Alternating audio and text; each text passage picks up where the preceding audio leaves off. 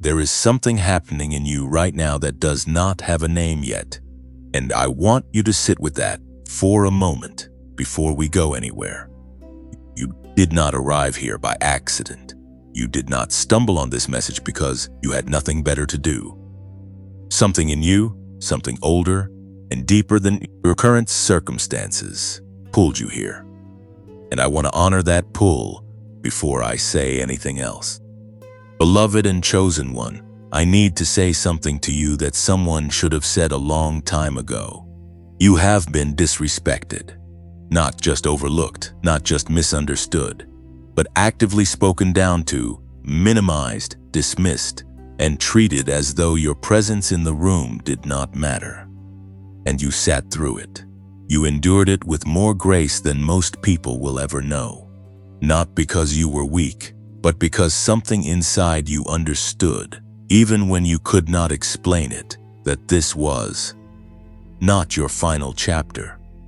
There are signs that you carry, signs that belong only to the chosen ones, and I want to name them right now so you know exactly who this message is for. The first sign is this. You have felt a kind of loneliness that has nothing to do with being surrounded by people.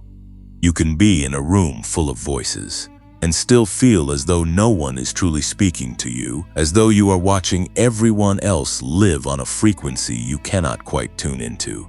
That feeling is not a defect. It is a signal. The second sign is that people have consistently underestimated you, not once or twice, but as a pattern. And the strange thing is that part of you almost accepted their low estimate of you, almost started to believe that maybe they were right. Maybe you were asking for too much, expecting too much, dreaming too big for someone in your position. That almost belief is not shame. It is a scar from a fight you survived. The third sign is that when things fall apart around you, you do not collapse entirely.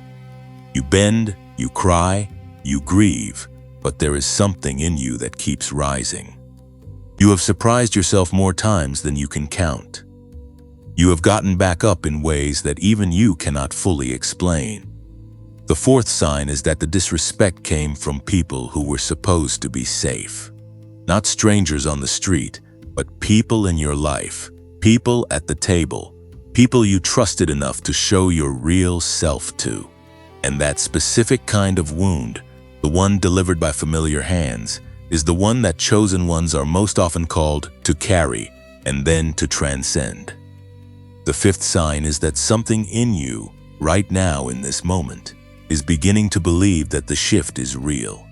Not just hoping, not just wishing, but feeling a quiet, steady certainty beginning to form beneath all the noise and all the hurt. You have carried the weight of being underestimated long enough.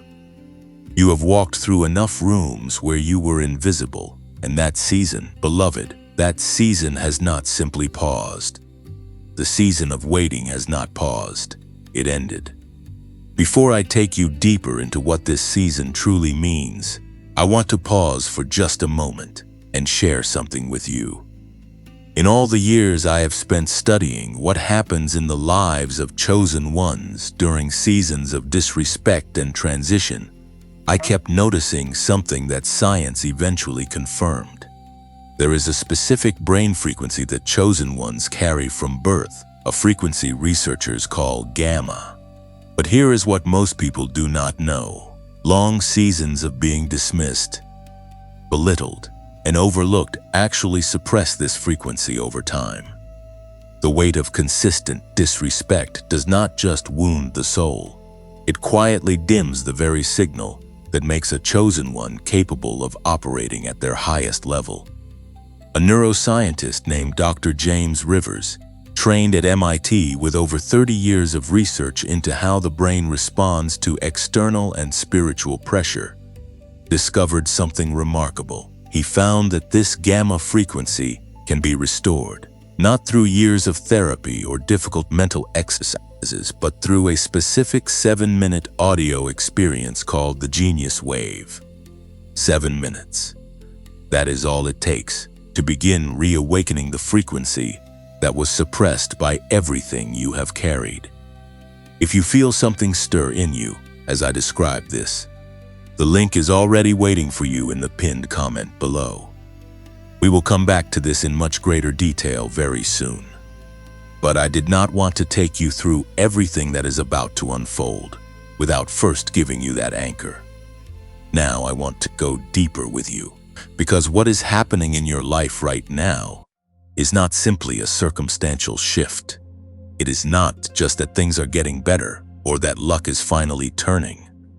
What is happening is something that was set in motion long before you were aware of it. Something that required every season of disrespect, every moment of being minimized, every room where you were made to feel small. Chosen ones are not formed in moments of ease. They are not shaped by applause or by being told how capable they are. They are shaped in the rooms where no one clapped, in the seasons when no one called, in the years when they had to find the strength to keep going without a single external confirmation that it was worth it. And you have been in those rooms. You know what those years feel like from the inside. You know what it costs to keep showing up when showing up is not rewarded, when your effort is invisible, when the people around you seem to be moving forward while you feel like you are standing still. But here is what I need you to understand about those years. They were not wasted. They were not evidence that you were forgotten or abandoned, or that the promise had been revoked. Those years were a construction project. Something was being built inside you that cannot be built in comfort, that cannot be rushed, that cannot be manufactured by ambition or by simply wanting it badly enough. It requires fire. It requires the specific kind of pressure that comes from being underestimated for long. Enough that you either break completely or you discover something in yourself that is unbreakable. And you discovered the unbreakable thing. That is why you are still here. The people who disrespected you were not your enemies in the truest sense. They were, without knowing it, instruments in the construction of someone they would eventually have no choice but to acknowledge. Every dismissal sharpened something in you. Every moment they looked past you trained your eyes to see what they could not. Every time they spoke over you, something in your spirit learned to hold its peace in a way that is rarer and more powerful than anything they were saying. And now the shift is beginning, not as a reward for suffering, because chosen ones are not owed a prize for pain. It is happening because what was being built is now ready to be seen. The construction is complete enough that what was hidden is beginning to emerge into a light that cannot be argued with, that cannot be dismissed, that requires no explanation and no defense. Here is a practice I want to give you right now. 3 simple steps you can do wherever you are sitting. Step 1. Think of one thing you are grateful for that did not happen. Not something good that came to you, but something painful that was kept from you. A door that stayed closed, a relationship that did not go further, an opportunity that fell through. Let yourself feel genuine gratitude for that closed door, because it redirected you to exactly where you are now. Step 2. Say this quietly to yourself and mean it. This is not delay. This is divine appointment. Step 3. Sit in complete silence for 7 minutes. No phone, no noise, no distraction. Let your mind settle. Let whatever has been stirring in you during this message simply be present, without you trying to analyze or explain it. 7 minutes of still, open silence. This is the beginning of something. If something is moving in you right now, if you feel even the faintest stirring of recognition as you hear these words, I want you to know that someone else, somewhere in the world right now, is sitting exactly where you are sitting and feeling exactly what you are feeling. They need this message just as much as you do. If this has touched something real in you, would you consider pressing like so? These words can find their way to the next person who needs to be named and seen today. Leave something in the comments, even just one word, because your voice here becomes part of a community of chosen ones, speaking into the silence together, reminding each other that no one is walking this road alone. If you know someone who has been quietly carrying the weight of being underestimated, share this with them, because that single act might be the exact moment their season turns. And if you want to stay close to what is being built here, subscribe so the next message finds you without you having to search for it. In the pinned comment below, there is also a donation link. And if you feel moved to pass the light forward, that is simply a way of reaching the next chosen one who cannot yet afford to find their way here. You are under no obligation. Take what you need from this message and carry it with you. In just a moment, we are going to go much deeper.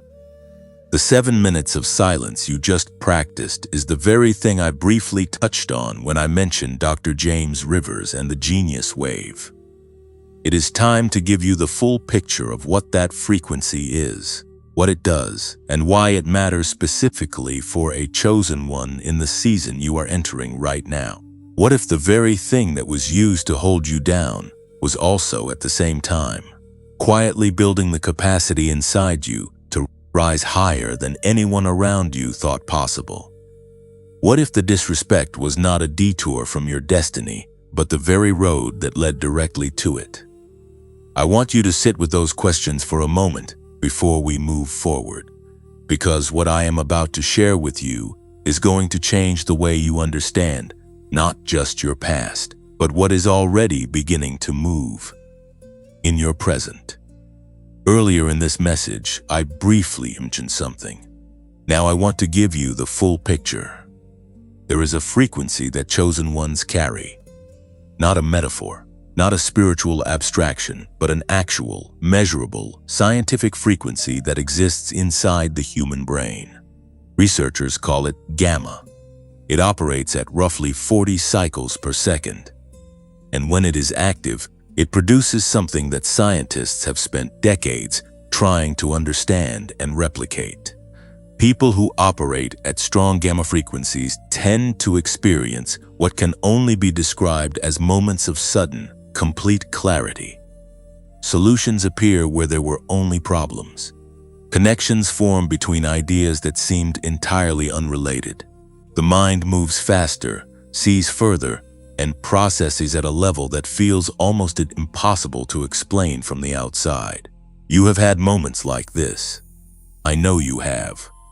There have been times, even in the middle of your hardest seasons, when something clicked into place with a certainty that had nothing to do with your circumstances. That was your gamma frequency breaking through. That was the signal that was placed in you before you were born, making itself known in spite of everything that was pressed down on it. But here is what the research reveals, and this is the part that matters most for someone in your particular season.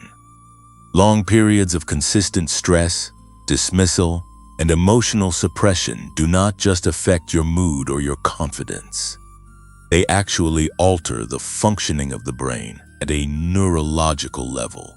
When you spend years being talked down to, being overlooked, being told by the behavior of people around you that you do not quite measure up, the brain begins to protect itself by quieting the very frequencies that make you most alive. It is a survival mechanism. The brain learns to operate in a lower, more guarded state because the higher frequencies, the gamma frequencies, require a kind of openness and safety that chronic disrespect systematically destroys. So the chosen ones who have been through the most, the ones who have carried the weight of sustained underestimation, are often the ones whose gamma frequency has been most suppressed. Not because they are less gifted, but because they have been carrying more than anyone was designed to carry alone. This is what Dr. James Rivers devoted more than 30 years of his life to understanding. Trained at MIT and affiliated with research connected to NASA, Dr. Rivers spent decades studying the relationship between external circumstances and internal brain frequency. He was not interested in the brain of the average person in average conditions. He was specifically interested in what happens to high-capacity individuals, people with exceptional potential.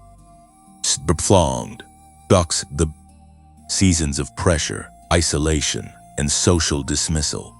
What he found was both sobering and extraordinarily hopeful. The frequency was not destroyed. It was suppressed, and suppression, unlike destruction, is reversible. What Dr. Rivers developed out of that research is something called the genius wave. It is a precisely calibrated 7-minute audio experience that works through a process called brainwave entrainment. Here is the simple version of what that means. The brain has a natural tendency to synchronize with rhythmic patterns in its environment. This is not mystical, it is physics. It is the same reason why your heart rate slows when you sit in a quiet room and quickens when you hear a fast drum beat. The brain follows external frequencies, and when those frequencies are specifically designed to guide the brain toward theta and gamma states, something extraordinary begins to happen. The theta state, which operates between 4 and 8 cycles per second, is the gateway. It is the state of deep receptivity, the state where intuition speaks most clearly, and where the mind releases the defended posture it has been holding for years of survival. And once the brain enters theta, the pathway to gamma opens. The full frequency of the chosen one becomes accessible again, not as an effort, not as something you have to work for, but as a natural restoration of what was always yours. 7 minutes. That is the protocol Dr. Rivers identified after decades of research. Not an hour of meditation you have to discipline yourself into. Not a complicated practice that requires training or expertise. 7 minutes of listening, and the brain begins to remember its own frequency. You may have noticed that the 7 minutes of silence I gave you at the close of the practice section felt different from ordinary silence. That is because silence itself, when entered with intention, begins to move the brain in the direction of theta. The genius wave simply takes that movement further and with greater precision than silence alone can achieve. I want to tell you about someone. She had been in a season not unlike yours. She had spent years being the most capable person in rooms where no one acknowledged that capability. She had been passed over for opportunities she was more than qualified for, spoken to in ways that chipped away at something fundamental in her sense of her own worth. She found the genius wave, and she described her experience after the first week of daily 7-minute sessions in this way. She said that it felt like a fog had been sitting just behind her eyes for years, and she had been so accustomed to it that she had stopped noticing it was there, and then one morning it was simply gone. Her thinking was clearer. Her sense of direction was sharper. And perhaps most significantly, she said that the way people in her workplace treated her began to shift within 2 weeks, not because her circumstances had changed dramatically, but because something in the way she carried herself had changed. The frequency she was operating on had changed, and people feel that, even when they cannot name it. The disrespect that had been a pattern for years quietly stopped. Now I know what some of you are thinking. You are thinking that $39 is not nothing, and you are right. It is not nothing, especially if you are in a season where resources feel tight and every decision about where to spend feels weighted. I want to acknowledge that honestly, because you deserve honesty, not sales pressure. What I can tell you is this: the question is not whether $39 is a small amount.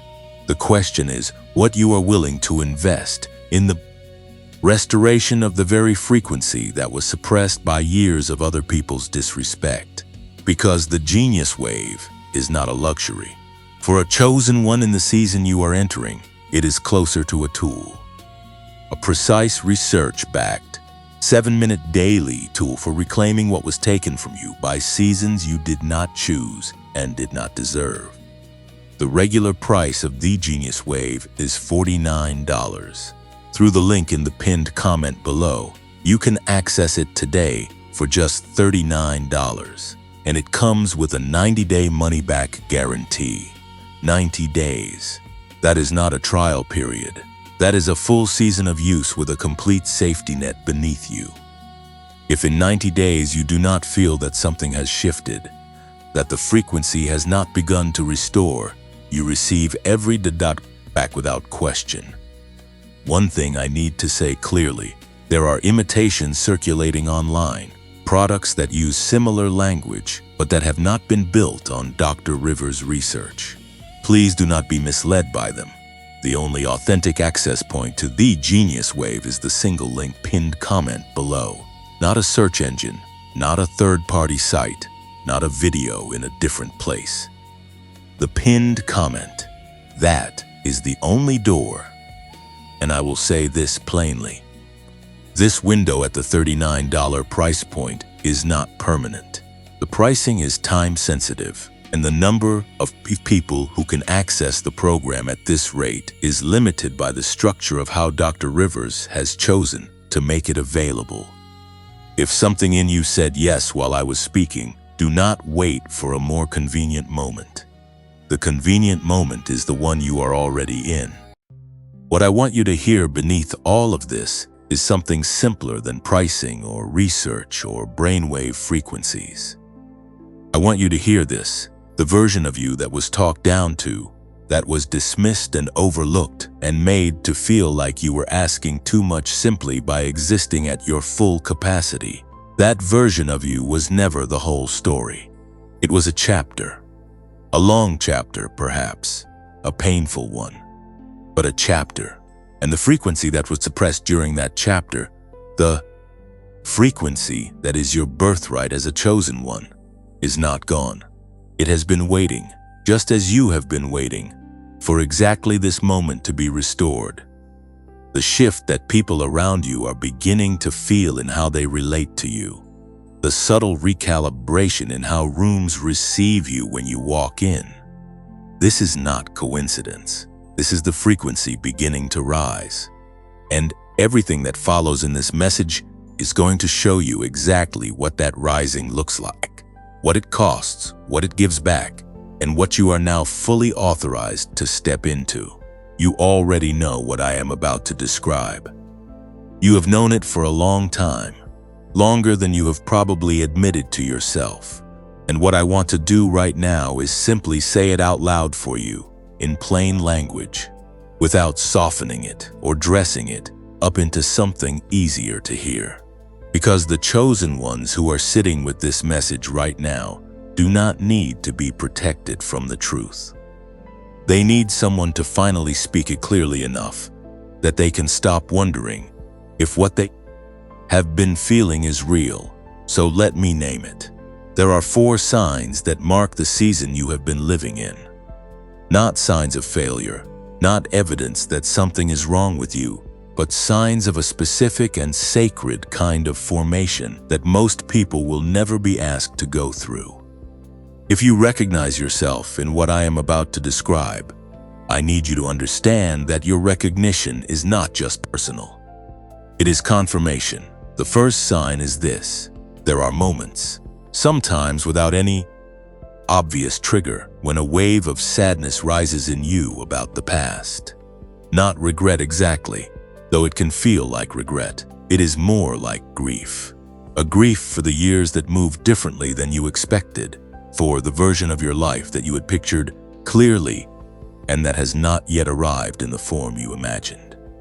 You find yourself thinking about specific moments, a conversation that went wrong, a season when everything was supposed to come together and instead came apart. A relationship that carried so much promise and then quietly dissolved. And the sadness that comes with those memories is not self-pity. It is mourning. And mourning, unlike self-pity, is a holy thing. It means you loved something real. It means the things you hoped for were not trivial. Chosen ones mourn because they were built for something significant. And the years of waiting between the promise and the fulfillment carry a weight that is proportional to the magnitude of what is coming.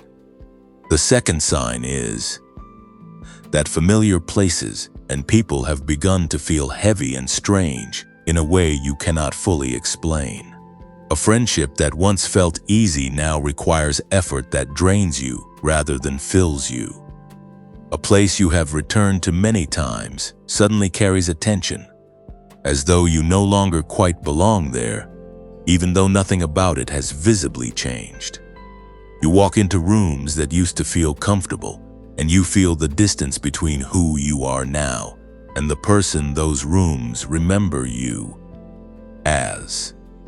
This is not ingratitude. This is not you becoming difficult or withdrawn. This is the natural consequence of growth that has been happening inside you while your external environment has remained the same. You have been changing in ways that your surroundings have not yet caught up to. The strangeness you feel is not a sign that something is wrong. It is a sign that you have outgrown a container that was always meant to be temporary. The third sign is a recurring dream, or a recurring feeling that carries the texture of a dream, about a door that has not yet opened. Some of you have literally dreamed about a door, standing in front of it, reaching for it, sometimes seeing light beneath it, sometimes feeling a presence on the other side of it. Others of you have not had the literal dream, but have carried the sensation of standing at a threshold, of being almost somewhere, of being on the edge of something that keeps receding slightly every time you move toward it. That dream, whether it visits you in sleep or in waking life, is not frustration, it is prophecy. It is the Spirit showing you, in the only language it has available to you right now, that there is a door, that it exists, that it is real, and that you are standing closer to it than you have ever been.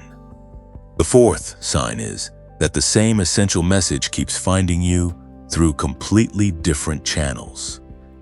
A stranger says something that stops you cold because it echoes something you have been privately thinking for weeks. You open a book to a random page and the first sentence you read speaks directly to the thing you have been wrestling with alone. A song comes on that describes your interior world with an accuracy that feels almost invasive. You hear a message like this one and feel, within the first few minutes, that it was made specifically for you. This is not coincidence, and it is not magical thinking. It is the way the universe coordinates confirmation for chosen ones who are moving into a new season. When the same truth begins appearing from multiple unrelated directions, that is not repetition, that is amplification. Something is trying to make sure you hear it. Now let me name the specific pains that come with this season. Because the signs I just described do not exist in isolation. They come wrapped in a particular kind of suffering that most chosen ones carry in silence. Because they do not have the language for it, or because they have been made to feel that naming it is a form of weakness. The insomnia, lying awake at hours when the rest of the world is quiet. Not because you are anxious in the ordinary sense, but because something in you refuses to fully surrender to rest. As though some part of you is standing guard, waiting, listening for something that has not yet arrived.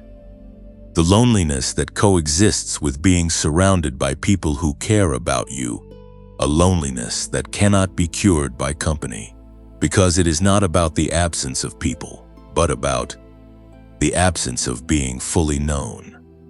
The feeling of having been wronged in ways that were never acknowledged by people who moved on without ever understanding the damage they left behind. and the particular exhaustion of carrying that unacknowledged wound without becoming bitter. The feeling of being perpetually misunderstood, of explaining yourself clearly and watching it still land wrong, of showing your heart and having it interpreted as something smaller or stranger than it actually is. These are not character flaws. These are the specific textures of a season that is called, in the language of spiritual formation, not punishment but positioning. I want you to sit with that distinction, because it is the one that changes everything. There is a difference between being overlooked and being positioned. When you are overlooked, you are invisible because you do not matter. When you are positioned, you are invisible because what is being prepared for you has not yet reached the moment where it can be revealed. The outcome looks the same from the outside. You are not seen. You are not celebrated. You are not receiving what seems like your due. But the internal reality is entirely different. Overlooked people are absent from the story. Positioned people are hidden within it, waiting for the moment the story turns in a direction that only they were built to carry. You have not been overlooked. You have been positioned. And the people who disrespected you during this season, the ones who spoke down to you, who dismissed your voice, who treated your presence as optional and your contributions as negligible, they were not seeing the full picture. They were responding to your current position without any awareness of your coming revelation. They judged the seed and called it nothing without knowing they were standing in the field where the harvest was already beginning beneath the surface of the ground. Here is what I need you to understand about the shift that is beginning to happen. The respect that is starting to come toward you now, the shift you are beginning to feel in how people receive you, is not coming because you fought for it, or because you proved something, or because you finally convinced anyone of your worth. It is coming because what was being built inside you during the invisible season is now becoming visible. And you cannot argue with visible. You cannot dismiss what you can actually see. The people who once had to choose to disrespect, you will soon find that respect is no longer a choice they are making. It will simply be the only honest response available to them. This is not vengeance. This is not even vindication in the way the word is usually understood. This is simply the natural order reasserting itself. Truth, given enough time and the right conditions, becomes impossible to ignore. What I want you to do right now, before we move any further, is take a breath and let yourself feel the weight of what has been named here today. Not to stay in the pain of it, but to honor it. Because chosen ones who have not been allowed to name what they carried often rush past the naming in their hurry to get to the other side of it. But the naming matters. The acknowledgement matters. You carried something real, and it cost you something real. And that cost deserves to be recognized before we talk about what comes next. Something real has just been named here, and you did not arrive at this recognition alone. All over the world at this exact moment, chosen ones are sitting with this same recognition rising in them for the first time, or for the first time with this much clarity.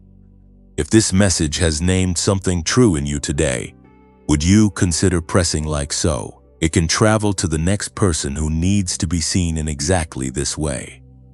Leave even a single word in the comments, because every word left here is a mark that says you showed up for yourself today, and that mark becomes a light for the next chosen one who arrives and needs to know they are not the first. If someone in your life is carrying the weight of being positioned without knowing it yet, share this with them, because the gift of being named is one of the most significant things one chosen one can offer another. And if you want to remain inside this community of chosen ones who are waking up together, subscribe so the next message finds you.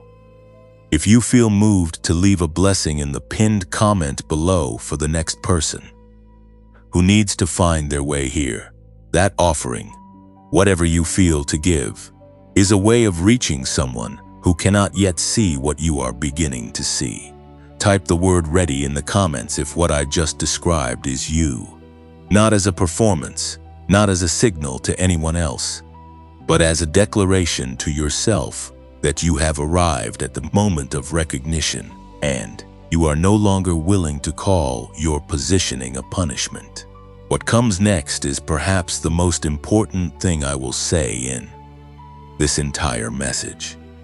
Because before we can talk about where you are going, we need to spend honest time with where you have been and with what that journey actually cost you.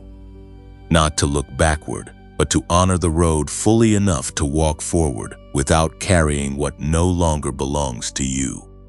You made it through. That is the first thing I want to say before anything else, because sometimes, in the rush toward the next chapter, toward the breakthrough and the shift and the new season, we move past the simple and staggering fact of survival without pausing long enough to let it mean something. You made it through years of being treated as though your presence was negotiable.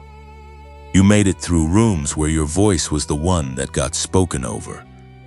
You made it through the quiet devastation of being disrespected by people who should have known better. People who had enough information about who you were to choose differently and chose the lesser thing anyway. And you are still here, still standing, still moving towards something, even when the something has not fully revealed itself yet. That matters, that counts. And before I say anything else, I want you to receive that as the truth it is. But I also need to do something that spiritual content rarely does, and that is to sit honestly in what those years actually took from you, not what they gave you, not the hidden gifts inside the hardship, not the silver lining, not yet. First, just the cost, because chosen ones are so often told to reframe their pain before they have been given permission to simply feel the full weight of it. And I am not going to do that to you today. Think about the relationships that could have been built during those years. The friendships that never deepened because you were too guarded, because being disrespected by people you trusted had trained you, without your full awareness, to keep a portion of yourself behind a wall at all times. Think about the connections you held at a distance, not because you did not want them, but because some part of you had learned. Through repetition, that closeness carried risk, the intimacy you did not allow yourself, the vulnerability you could not quite access, the people who might have known you fully and did not. Not because they were unwilling, but because had you had been hurt enough times that full knowing felt like too great a gamble.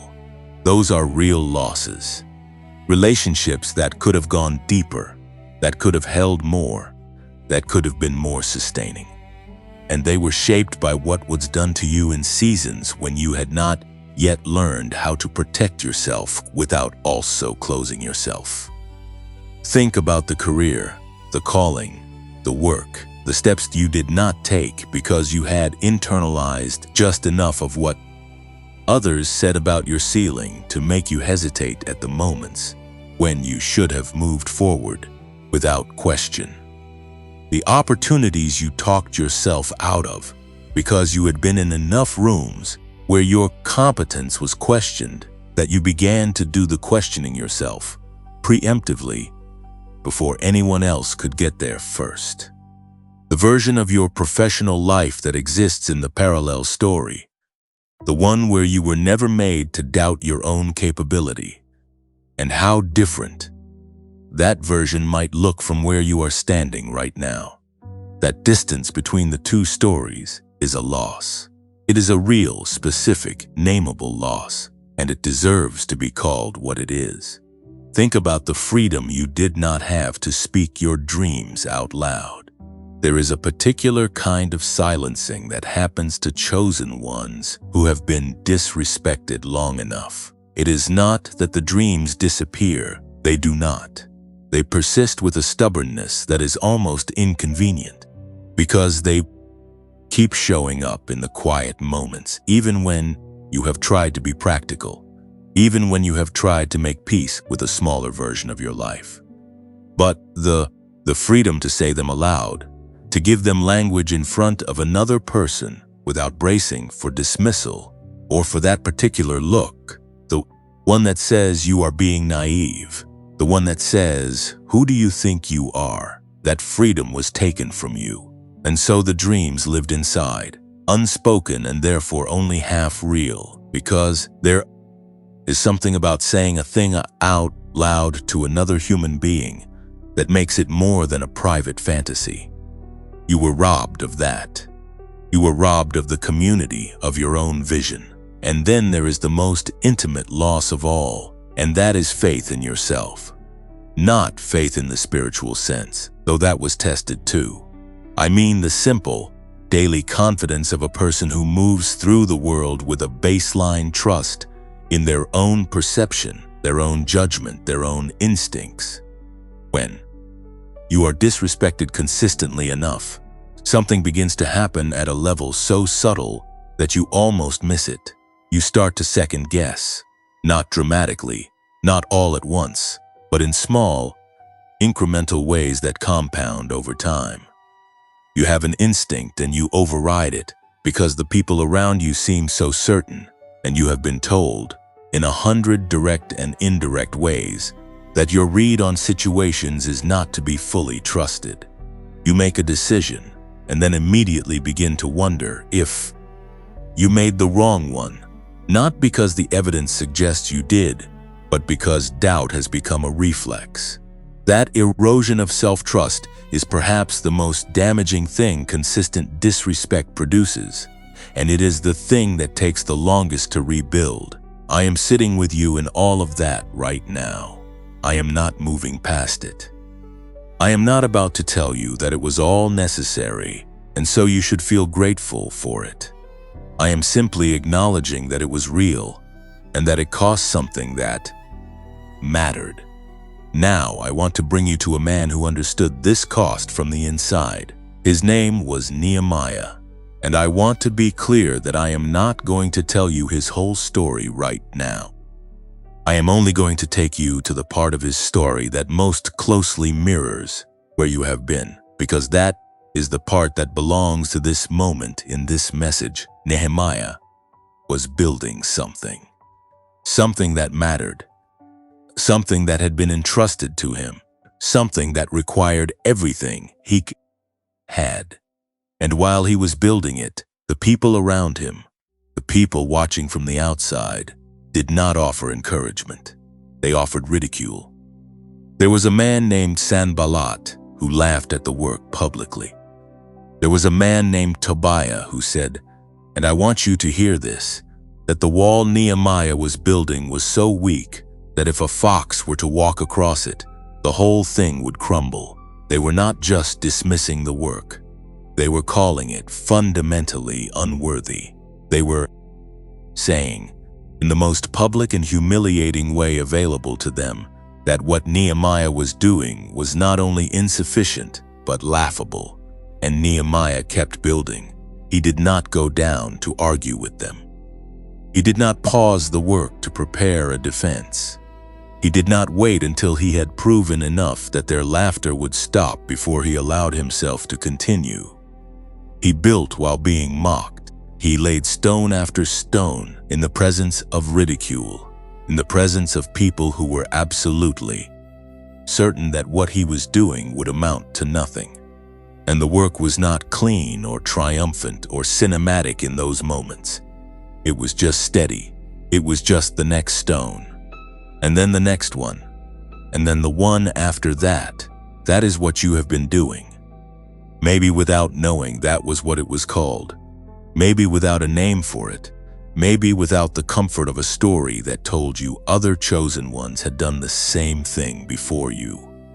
You have been laying stone after stone in the presence of people who told you it would not hold. And it has held. The wall is standing. It is not finished, but it is standing.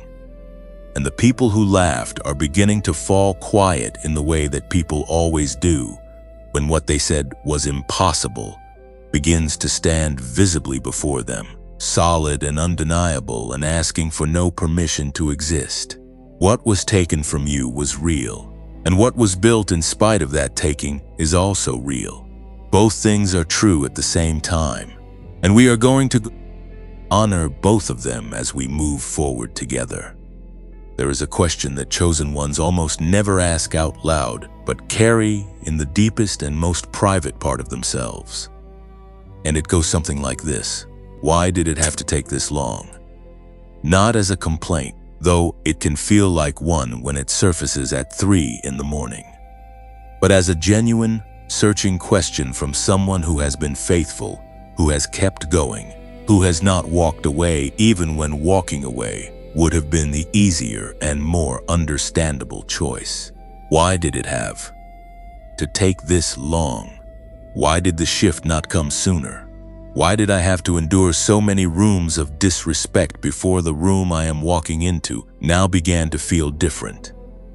I want to give you 2 pieces of ancient language that answer that question more completely than any modern explanation I could offer. Not as academic concepts, not as theological arguments, but as living descriptions of the territory you have actually been walking through, given names by people who walked the same territory long before you and who understood it deeply enough to leave a map. The first piece of language comes from ancient Greek, and the word is this: midnight. Not midnight as a time on a clock, midnight as a threshold. In the symbolic language that runs beneath the surface of every great story ever told, midnight is not simply the darkest point of the night. It is the precise border between what was and what is coming. It is the moment that sits exactly at the hinge, when the old day has fully closed and the new day has not yet opened enough for anyone to see it clearly. And what makes midnight the most sacred of all the hours is this: it is the moment when everyone who is watching from the outside has already concluded that it is over. The people who were hoping for a different outcome have gone to sleep. The people who were watching to see if something would shift have stopped watching. The room is quiet, and the story appears, from every external vantage point, to have reached its end. And it is precisely at that moment, in the language of the midnight hour, that heaven begins to move, not after the midnight. Not when the dawn is already visible enough that anyone could have predicted it. At the midnight, at the moment of maximum darkness and maximum apparent finality. Because the midnight hour is not chosen arbitrarily. It is chosen because it is the only hour that proves, beyond any possible argument, that what happened next was not the result of human effort or human timing or human strategy. When the turn happens at midnight, no one can take credit for it. No one can say they saw it coming. No one can say it was the natural consequence of favorable conditions. The midnight hour removes every explanation except the one that matters. You have been in your midnight hour, not as a punishment, not as evidence that you were abandoned or forgotten, or that the promise was withdrawn. You have been in your midnight hour because the turn that is coming for you needed to happen at a moment that cannot be explained away, a moment so clearly beyond the reach of ordinary timing that even the people who disrespected you will have no framework for understanding how someone they dismissed arrived at where you are arriving. The disrespect that was shown to you, the years of being minimized and overlooked, those were not just painful. They were the clock moving toward midnight, and midnight, beloved, has arrived. The second piece of ancient language I want to give you is what scholars of sacred text and spiritual formation call the door season. Here is what a door season is and what it is not. It is not simply a period when good things begin to happen. It is not a general improvement in circumstances or a run of fortunate events. The door season is a very specific phase that follows a very specific preparation, and it is characterized by something that sounds almost too simple to be significant. Doors begin to appear that were not visible before. Not because the doors are new. The doors were there. The opportunities, the connections, the opening, many of them existed in some form, even during the hardest years of your waiting. But you could not see them, not because you were blind, but because the eyes that are required to recognize a true door are only developed through the precise kind of formation you have been going through. You needed to be built to a certain specification before the doors would become visible to you. And that building required time and pressure and the specific refinement that comes from enduring seasons that would have broken someone who was not called to what you are called to. This is the thing about the door season that most people miss. Not every door that opens is yours. In the door season, there will be doors that open for people around you, opportunities that look attractive and that you could theoretically pursue, openings that other people will move through with apparent ease. And the discernment required to know which door carries the peace that belongs to your specific path. That discernment is not something you can read about in a book or shortcut through ambition. It is something that gets installed in you through years of learning, sometimes painfully, the difference between a door that glitters and a door that holds. The years during which people disrespected you were, among other things, a masterclass in discernment.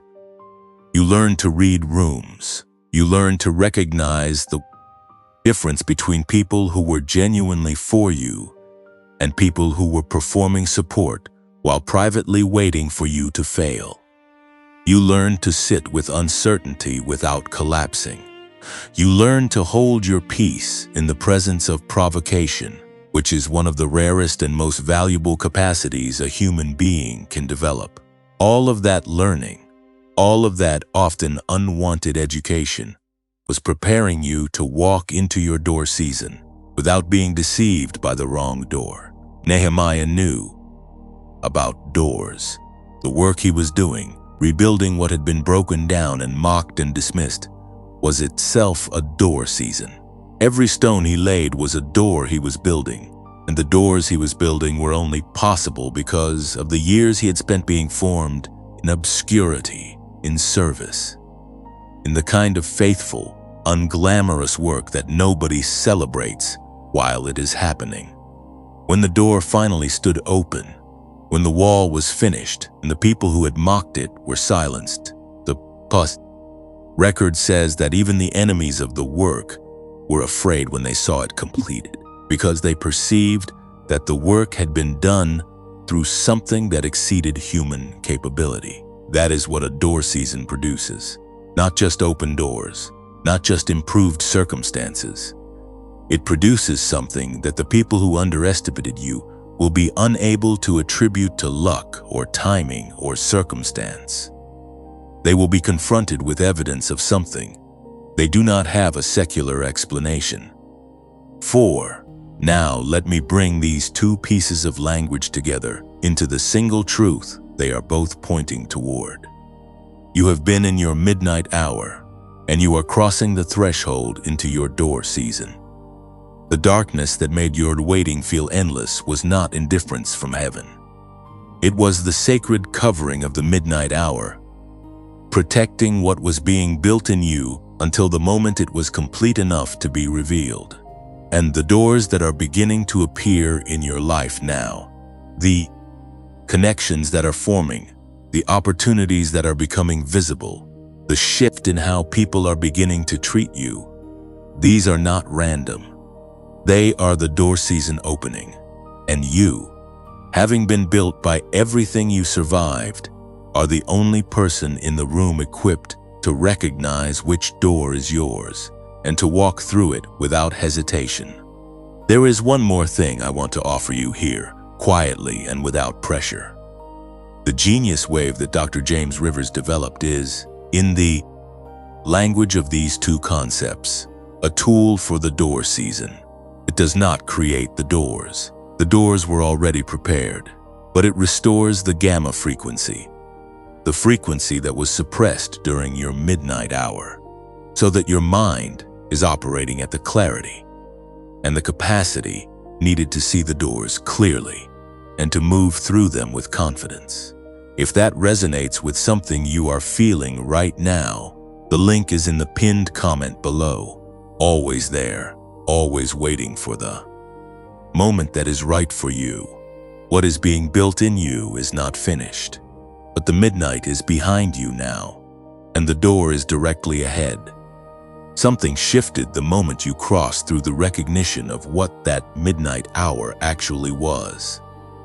I could feel it in the direction this message was moving, and I want you to feel it too, because what happens in this part of the journey is different from everything that came before it. Before this point, we were naming and honoring. We were sitting with the cost and learning the language of the season you survived. But now something changes in the direction we are facing. We are no longer looking back at what was taken. We are looking forward at what is already moving toward you. And I need you to feel the difference between those two postures in your body right now, because they require different things from you. The posture of someone receiving what is coming is not the same as the posture of someone enduring what is present. You have been in the endurance posture for a long time. Shoulders carrying, jaw set, eyes down enough to keep moving without being distracted by how far you still had to go. That posture served you. It kept you in the room when leaving would have been easier. But it is time to lift your head now, because what is coming is not arriving from behind you. It is arriving from directly ahead, and you need to be looking in the right direction to meet it. Let me tell you specifically what is moving towards you right now, in 3 concrete areas of your life. Because chosen ones in the door season do not just receive vague spiritual encouragement. They receive specific, nameable shifts that they need to be prepared to recognize when they arrive. The first area is your voice. For years, your voice has been the thing that was most consistently disrespected. Not just what you said, but the fact that you were saying it. The way you were spoken over in meetings, the way your ideas were adopted without attribution, the way your perspective was minimized or redirected, or simply ignored as though it had not been offered at all. The wound around your voice runs deep, and one of the most significant things that happens in the door season is that the voice that was suppressed begins to carry a weight and a clarity that it did not have before. Not because you became louder, but because you became more precisely yourself. The years of being silenced did not destroy your voice. They refined it. They stripped away the parts of it that were performing for approval, the parts that were softened to make other people comfortable, the parts that were hedged because you had learned that full expression carried risk. What remains is something truer and more resonant than what was there before the suppression. People are going to begin hearing you differently, not because you changed what you are saying, but because the frequency you are carrying when you say it has changed. The gamma frequency that is being restored in you does not just affect your thinking. It affects the way your presence lands in a room. And in the coming days and weeks, you are going to notice people pausing when you speak in a way they did not pause before. You are going to notice that your words have begun to carry a weight that does not need to be argued for or defended. That is your voice entering its door season. The second area is your relationships. And I need to be honest with you about what this shift looks like, because it is not entirely comfortable, even though it is entirely good.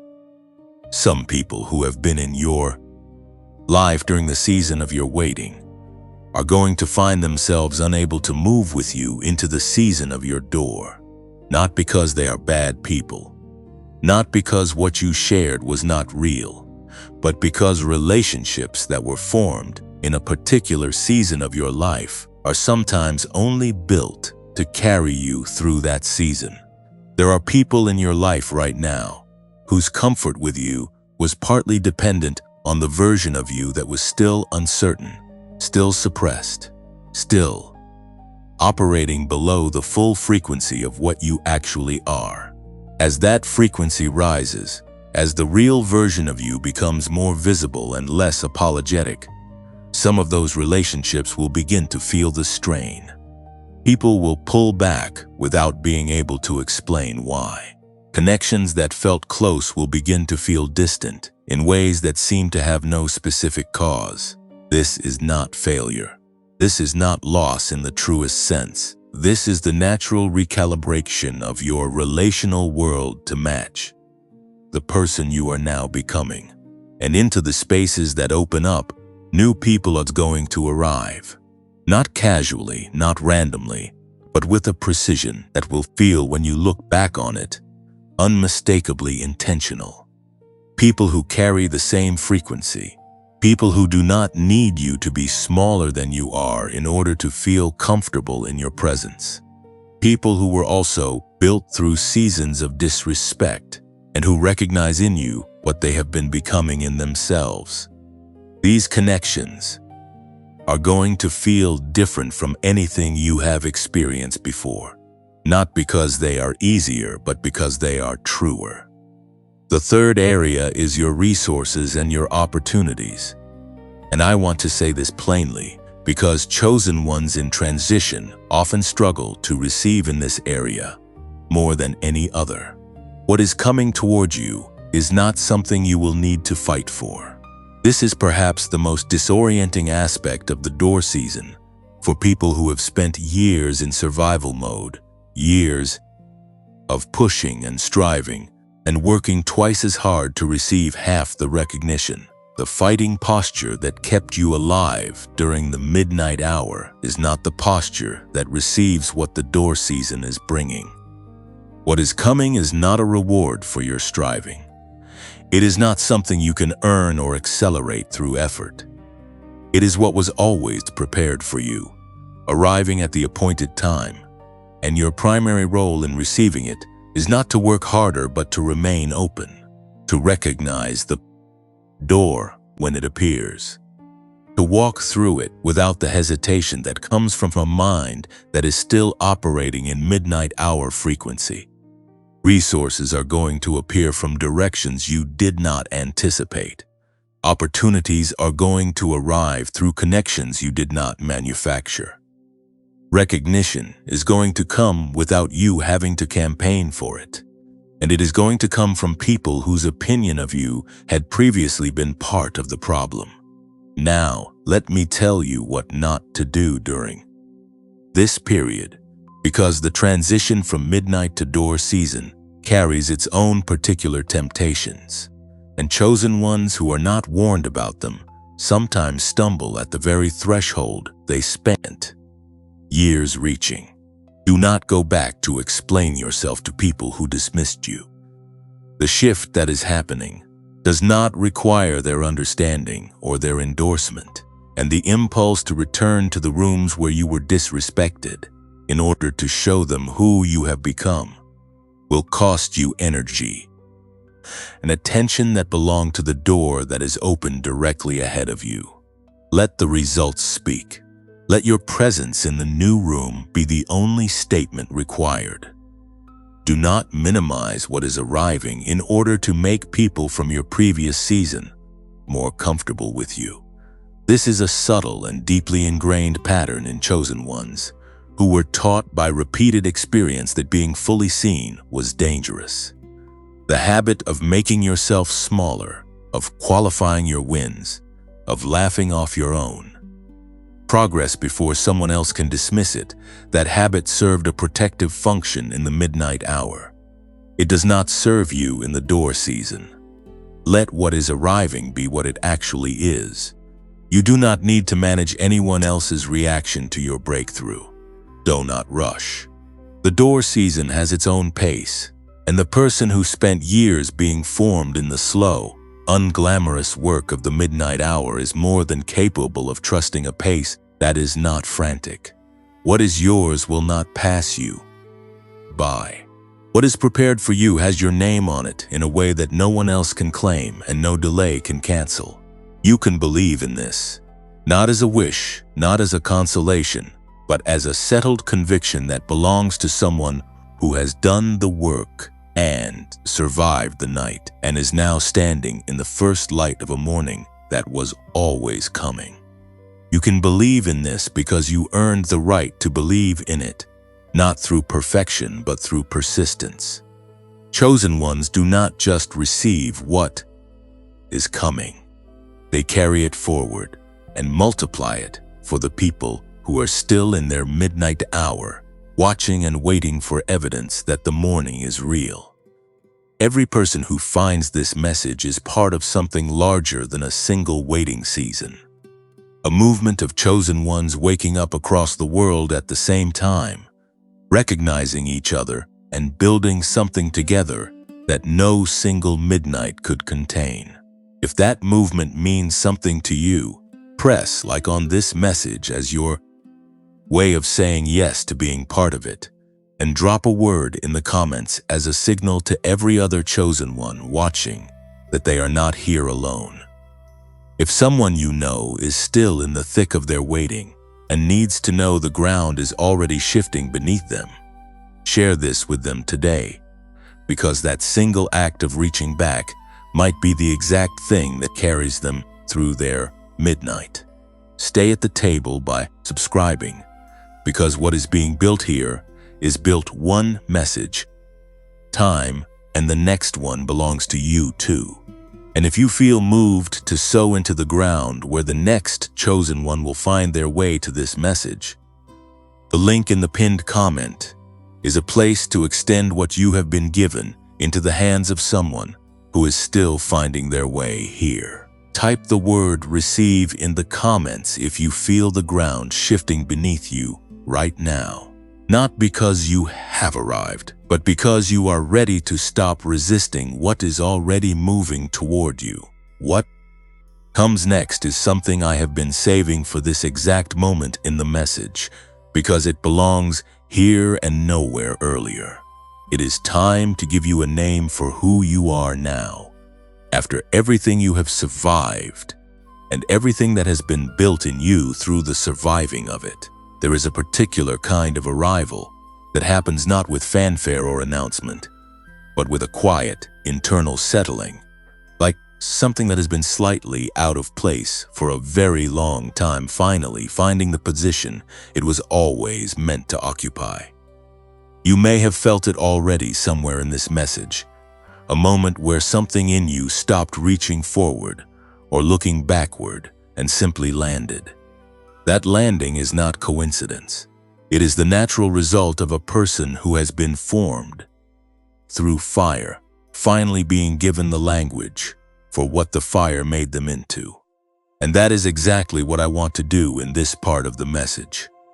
I want to give you the name for who you are now, after everything. Not who you were before the disrespect began. Not who you will be at some future point when everything is fully resolved. Who you are right now, in this exact moment, having survived what you survived and built what you built without anyone asking you to or acknowledging that you were doing it. The name I want to give you is this: you are a dignity restorer. Let me tell you what that means, because it is not a title that belongs to just anyone, and it does not mean simply that you recovered your own dignity after it was challenged. A dignity restorer is someone whose journey through sustained disrespect and sustained faithfulness has produced in them a specific and rare capacity, the ability to enter a room and shift the atmosphere for everyone in it who has been made to feel small. Not through eloquent speeches or grand gestures, not through having all the answers or projecting a flawless image, but through the simple and powerful fact of their presence, the presence of someone who was broken down and did not stay broken, who was dismissed and did not accept the dismissal as the final word, who was told in 100 direct and indirect ways that they were less than they were and refused at the deepest level to agree. When a dignity restorer walks into a room, something happens that is difficult to name but impossible to miss. The people in that room who are carrying their own wounds of underestimation, the ones who have been quietly shrinking themselves to avoid further disrespect, feel something shift. Not because the dignity restorer says anything specifically designed to encourage them, but because the dignity restorer's very existence in the room is evidence that what was done to them is not the end of the story. You become, without trying to be, a living proof of something that people who are still in their midnight hour desperately need to see. You become the answer to the question that chosen ones in their darkest moments, the question of whether surviving the disrespect and coming out more whole than when you went in is actually possible. Your presence says yes, not as a performance, as a fact. This is why the shift you are experiencing in how people treat you is not simply a social adjustment or a change in circumstance. It is the emergence of a dignity restorer into their full function. The people who once felt comfortable disrespecting you are not just changing their behavior because your external situation has improved. They are responding, often without understanding why, to the frequency of someone who has become something they did not expect and cannot fully explain. The chosen, one who absorbs years of dismissal and emerges not bitter, not diminished, not desperate for revenge, but steady and clear, and operating at a frequency that carries authority without demanding it. That is a phenomenon that people feel before they can articulate it. And the respect that is beginning to come toward you now is not flattery or social calculation. It is the honest and involuntary response of people standing in the presence of something real. I want to expand what this name means for your daily life, because a name without practical meaning is just a beautiful sound. A dignity restorer does 3 specific things that ordinary people in ordinary seasons are not yet equipped to do. First, a dignity restorer does not require external validation in order to function at full capacity. This is not something you decided to become. It is something the years of receiving no validation, while continuing to show up anyway, built into you without asking your permission. You develop the internal architecture of someone who can move forward without applause, who can continue building without encouragement, who can hold a vision in the absence of anyone else, confirming that the vision is worth holding. That capacity, which was forged entirely in the fire of being underestimated, is one of the rarest things a human being can possess. Most people need regular external confirmation to sustain their momentum. You learn to sustain yours from a source that the people around you could not see and could not control, and therefore could not take away from you. That is not stubbornness. That is the specific kind of rootedness that only grows in the soil of sustained adversity. Second, a dignity restorer carries a discernment about people that cannot be faked or rushed. You know what it feels like to be in the presence of someone who is performing respect while privately withholding it. You know the specific quality of a room where you are tolerated but not truly welcomed. You know the difference between someone who is for you and someone who is for the version of you that serves their purposes. You develop that knowledge the hard way, through encounters that cost you something, through relationships that revealed their real nature at moments when the revelation was painful. But that knowledge is now an asset of extraordinary value. In the door season, when new people and new opportunities are arriving, the discernment you carry means you will not easily be deceived by the wrong door or the wrong person. You will not repeat the patterns of the past because you were educated by the past in ways that went all the way down to the bone. Third, and perhaps most significantly, a dignity restorer has a specific calling in relation to the people who come after them. The chosen ones who are still in their midnight hour, the ones who are still absorbing disrespect and wondering if the morning is real, they need to see you. Not a perfected, arrived, triumphant version of you. They need to see the real you, the one who carries the marks of the journey and who is standing anyway, who is building anyway, who is moving forward anyway.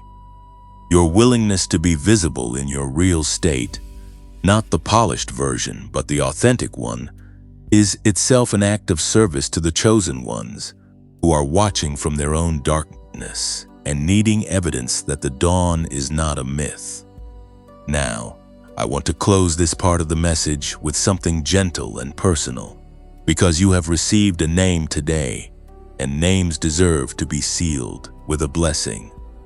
May the voice that was silenced find its full resonance in every room you are being called to enter. May the relationships that left space in you be filled by connections that were built to hold the full weight of who you actually are. May the dreams that lived unspoken inside you for years find their way into language and then into form with a speed that surprises you and a completeness that leaves no room for doubt. May every person who looked past you be given the grace to recognize what they were looking past. Not for your vindication, but for their own growth. Because the people who dismissed you were also diminished by the dismissal. And part of what a dignity restorer carries is the capacity to hold no bitterness toward the people who were instruments of their formation. Even the ones who chose that role, carelessly or cruelly. May you walk into your door season with your head lifted and your frequency fully restored, knowing that what is ahead of you was prepared with a specificity and a care that matches exactly the specificity and care of everything you endured to reach it. May you receive what is coming without shrinking it to fit someone else's comfort level. May you stand in the full space of who you have become without apology and without explanation. You are a dignity restorer.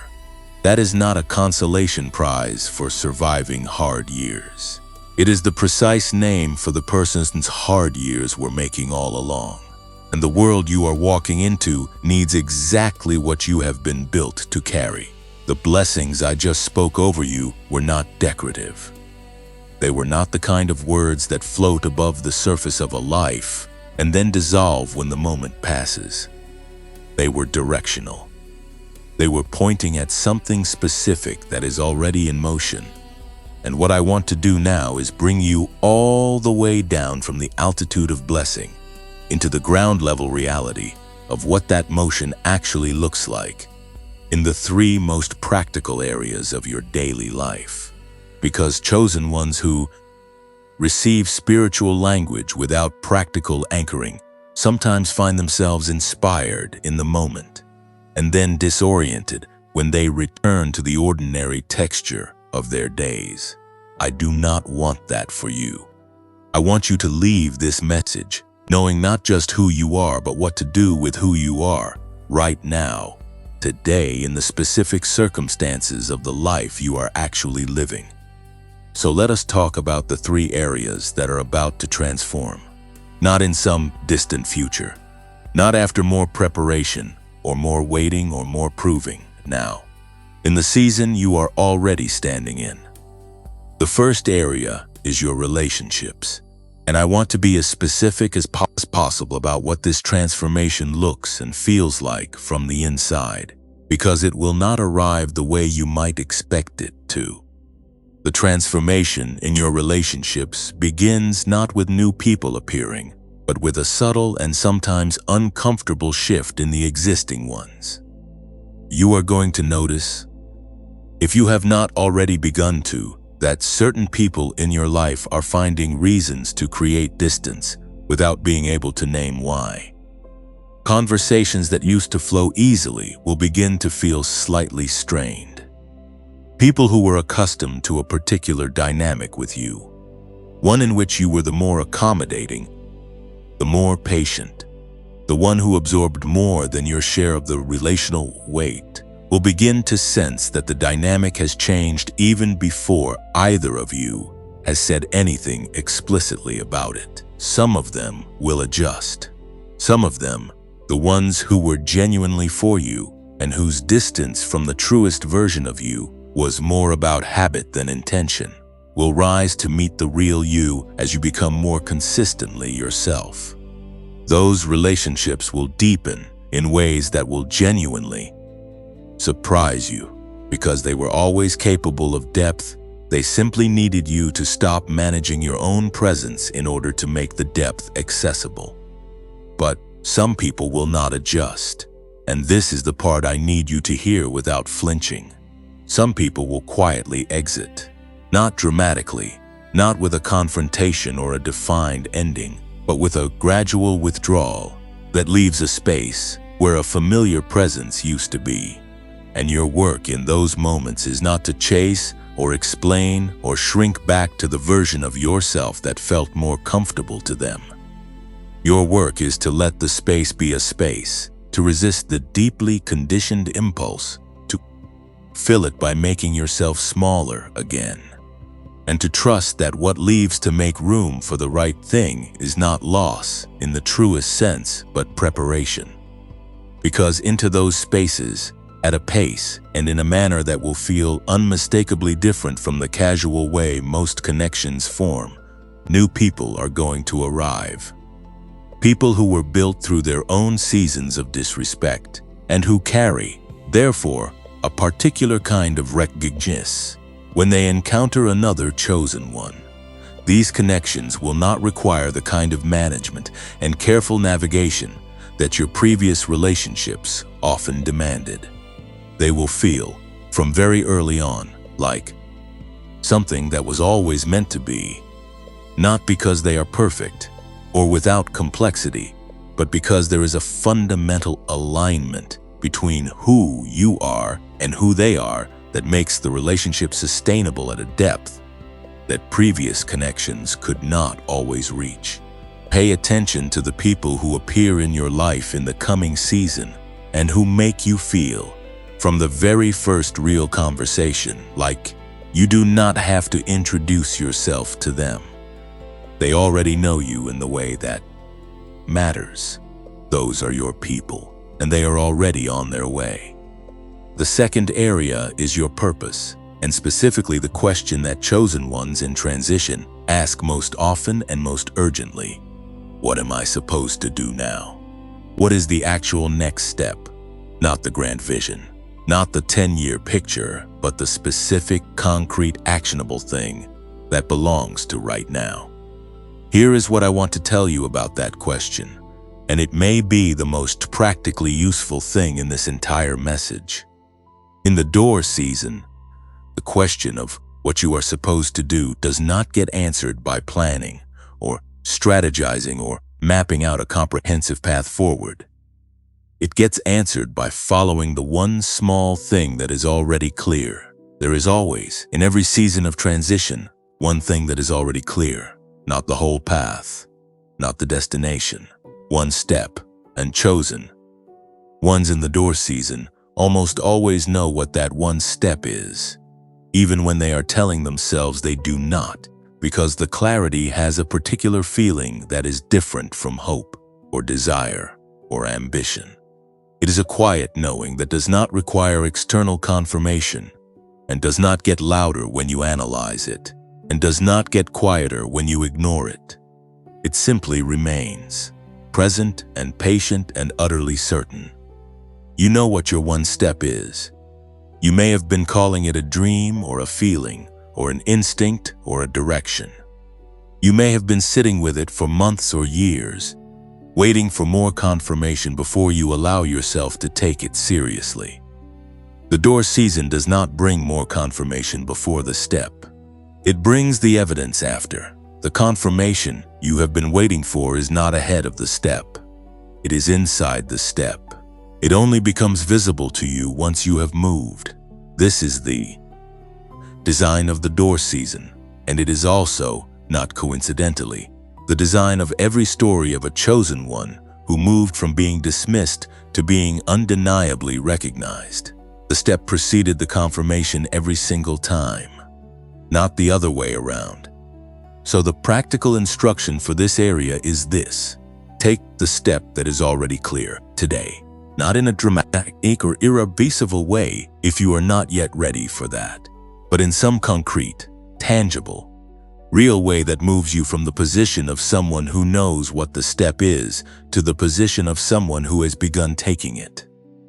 Write the first page, make the call, send the message, show up to the thing you have been standing outside of. Take the one step that is already clear and let door season do what it was designed to do, which is to reveal the next step only to the person who has already taken the first one.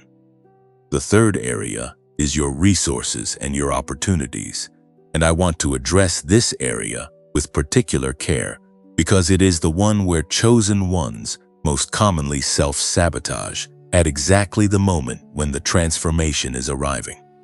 For years, if you are honest, you have operated with a scarcity orientation that was not a character flaw or a lack of faith, but a rational adaptation to a sustained experience of lack.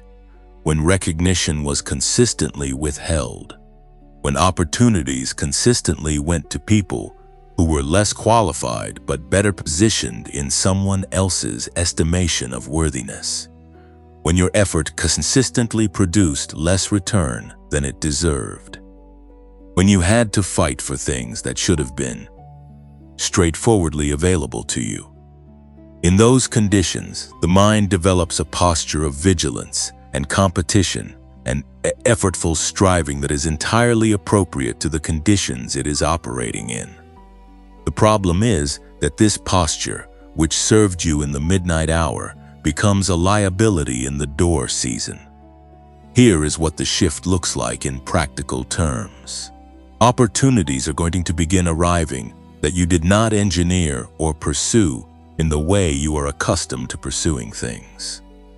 They will come through channels that are slightly unexpected, through people you did not specifically cultivate for this purpose, through timing that does not align with your plans, but that is clearly better than your plans would have produced. And your initial response, shaped by years of having to work twice as hard for half the recognition, will be to look for the catch, to wonder what you are missing, to hesitate at the threshold of the open door, because you have been trained by experience to expect closed doors, and you have not yet fully updated your internal model to match the season you are now in. The practical work in this area is the discipline of receiving without immediately auditing the gift. When the opportunity arrives, when the recognition comes, when the resource appears from an unexpected direction, your work is not to analyze it into paralysis or to minimize it in order to manage your own expectations. Your work is to receive it with the open hands of someone who has been prepared for exactly this, not with naivety, because the discernment you carry as a dignity restorer will protect you from the wrong doors without you having to manufacture vigilance, but with a willingness to let what is actually good be actually good, without shrinking it, without qualifying it, without apologizing for it. You are no longer fighting for your due, you are receiving it. And there is a posture that belongs to receiving that is entirely different from the posture of fighting. And learning to inhabit that posture, to let your body and your mind and your spirit settle into the position of someone who is being given what was always theirs, is perhaps the most important practical work of the door season. The shift in these three areas, your relationships, your purpose, and your resources, is not something you have to make happen. It is already happening. Your work is simply to stay open, stay present, stay true to the frequency of who you have become, and let the season do what seasons that were prepared for chosen ones are designed to do. I want to begin this part of the message by acknowledging something that does not get said often enough in spaces like this one, something that I think you deserve to hear plainly and without embellishment before we move toward the close of everything we have built together today. You showed up. That sounds simple, and in a way it is, but I want you to understand the full weight of what I mean by it. Because showing up is not as ordinary as it sounds when you are someone who has been carrying what you have been carrying. You showed up to this message at a moment in your life when the easier thing, the more understandable thing, would have been to stay closed, to protect yourself from one more voice offering one more spiritual framework that might or might not land anywhere near the truth of your actual experience. You have been in enough rooms, heard enough well-meaning words that skimmed the surface of your real situation without touching it, received enough encouragement that felt more like a script than a genuine encounter, that your instinct to guard yourself against more of the same would have been entirely reasonable. And you came anyway. Something in you, the same something that has kept you going through every season we named today, pulled you past that reasonable caution and into this space. And something real happened here. I know it did, because the things we named today are not generic. They are not the kind of content that lands equally for everyone. They are the specific language of a specific journey, and if you are still here, it is because that language found something true in you. I want to take a moment now to honor the full journey of what this message has covered, not as a summary but as a recognition of the distance you have traveled inside a single conversation. We began with the signs, those 5 markers that told you this message was yours. We moved through the naming of what was suppressed in you and why, through the science of what was happening in your brain during the years of disrespect, through the full picture of what Dr. James Rivers discovered and what the genius wave was built to restore. We sat together in the cost, the relationships that could have been deeper, the career that could have gone further, the dreams that lived unspoken, the faith in yourself that was slowly eroded by years of consistent underestimation. We went to Nehemiah and sat with him in the middle of the ridicule, in the middle of the work that everyone around him called worthless. And we felt the specific quality of his faithfulness, the faithfulness of someone who laying stone after stone, not because he was certain of the outcome, but because the work was his to do regardless of the outcome. We received the language of the midnight hour and the door season and understood, perhaps for the first time with this much clarity, that what felt like abandonment was actually the precise conditions required to build someone capable of what you are now capable of. We named the 3 things moving toward you in your relationships, your purpose, and your resources. And we received the name of who you have become through all of it, a dignity restorer. That is a complete journey. That is a real thing that happened between my voice and your heart today. And it belongs to both of us now. Before I give you the final thing I want to give you in this message, I want to invite you into a very simple exercise. It will take less than 2 minutes, and it requires nothing from you except a moment of genuine willingness. I want you to imagine, right now, that you are standing at a threshold, a doorway. It does not need to be elaborate or visually specific. Just a threshold, the place between one space and another, the place where what was is on one side and what is coming is on the other. And I want you to imagine that you have been carrying something heavy to this threshold. not metaphorically, but in the way your body actually carries things, with weight and effort, and the particular kind of fatigue that comes from carrying something for so long that you stopped noticing how heavy it was because heaviness became your baseline. The thing you are carrying is everything we name today. The years of disrespect, the relationships that cost more than they gave, the dreams that lived unspoken, the faith in yourself that was chipped away by other people's low estimation of your worth, the midnight hours when you were alone with the weight of all of it, and no one was watching, and you kept going anyway, without knowing if the going would ever lead anywhere worth arriving at. You have been carrying all of that to this threshold. And now I want you to set it down, not to forget it, not to pretend it did not happen or that it did not cost what it cost, but to set it down at the threshold and to step through without it. Because what is on the other side of its threshold, the door season, the restored frequency, the relationships and purpose and resources that are already moving toward you, does not require you to carry the weight of the midnight hour into it. The midnight hour formed you. It does not need to travel with you. It did its work. It is complete. And you are allowed, right now in this moment, to leave it at the threshold and to step through with your hands empty and open, which is exactly the posture required to receive what is coming. Set it down, breathe, step through. Something real was built here today, in the space between this voice and your heart, and it belongs to both of us now. If this message has meant something to you, if something in you was named, or seen or settled by what we walked through together, I want to gently invite you to press like, not as a favor to this channel, but as your own way of saying that something true happened here. A way of marking this moment without needing to find the words for it. If you want to leave something in the comments, even a single word, you will not be leaving it for an algorithm. You will be leaving it as a mark that you were here, that you showed up for yourself today.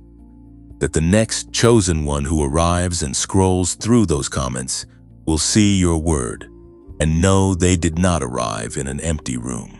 And if there is one person in your life who has been quietly carrying the weight of being positioned without knowing it yet, sharing this with them is perhaps the simplest and most significant act of love one chosen one can offer another.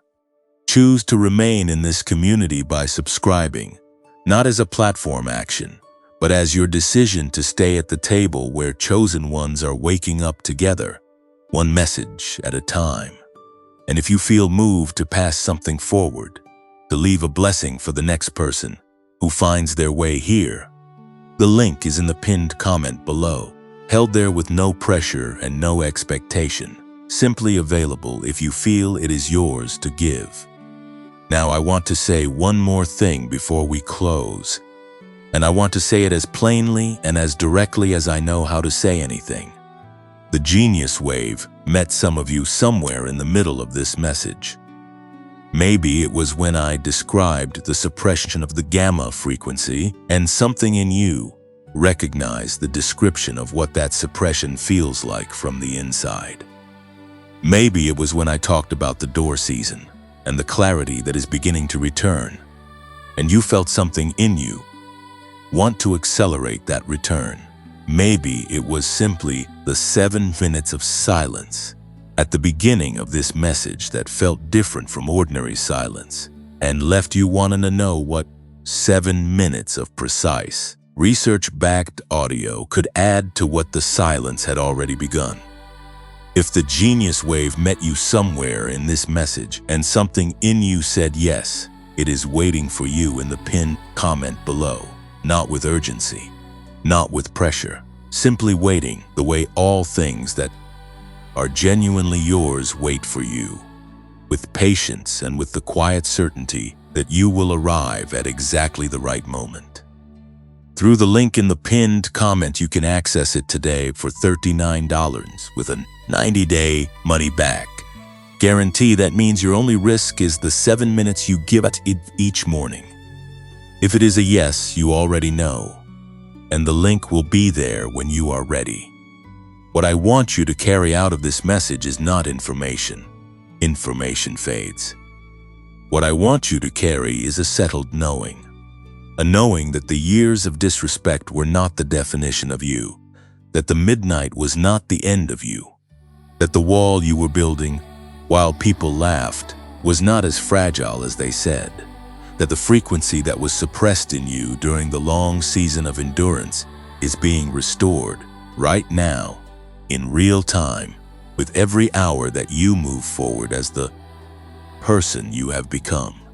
That the people who tried to disrespect you did not succeed in the way they intended, because what they intended was reduction, and what they actually produced, through every dismissal and every slight and every moment of being spoken over or looked past, was a dignity restorer.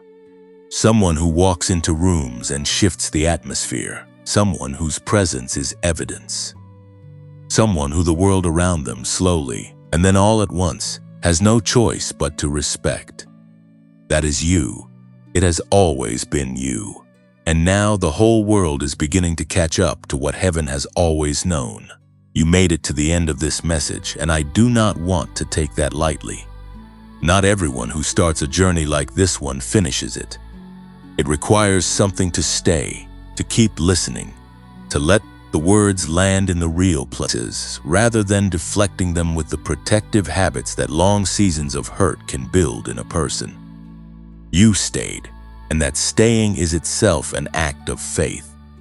So before you go, before you return to the ordinary texture of your day and the specific circumstances of the life you are living right now, I want to leave you with something small and true and permanent. You are not who they said you were. You never were. The version of you that absorbed the disrespect and kept building anyway, that sat in the rooms where you were invisible and still brought your full self to the table, that carried the weight of the midnight hour without letting it make you into someone bitter or closed or diminished. That version of you was always the real one. And the season that is opening in front of you now is simply the world catching up to what was true about you all along. Walk gently into what is coming. You do not need to arrive loudly or to announce the shift to anyone who doubted you. Let your life speak. Let your frequency speak. Let the walls you have been building speak in the only language that cannot be argued with, which is the language of something real, standing solid and complete. In the exact place where someone once said nothing would stand. You are seen. You are known. You are exactly where you are supposed to be. And what is coming has your name on it in a way that nothing and no one can reassign. Go well, chosen one. The door is open.